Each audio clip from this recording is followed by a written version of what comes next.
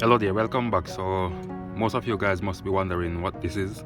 So this is what like your slide door shut on your 2001 Chevy Venture.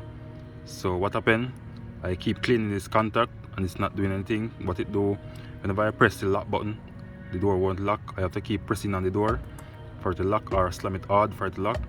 So I discover a way to get it to work properly. So what I do, I get a piece of plastic. So they can see this is a thin plastic. So I recommend you to use a motor oil buckle or transmission oil or any plastic that thin that can go over this piece. So as you can see right here, I cut out this piece and put it over it. I just use a simple knife to cut it. Yes. So I just use this knife to cut the plastic.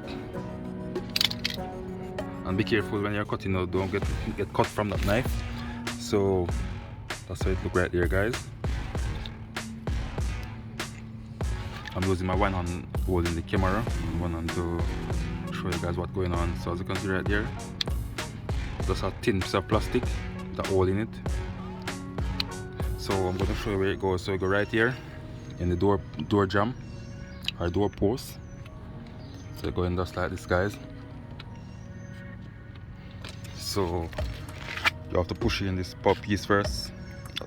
Piece right there. Slide it in. Just like this.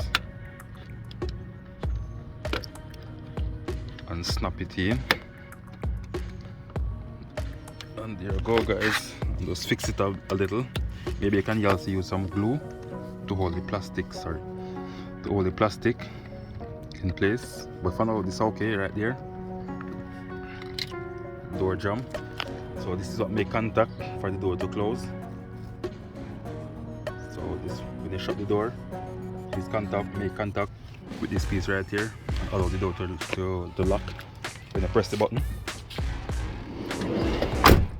So that's what happens. So that's the slide door right there, guys.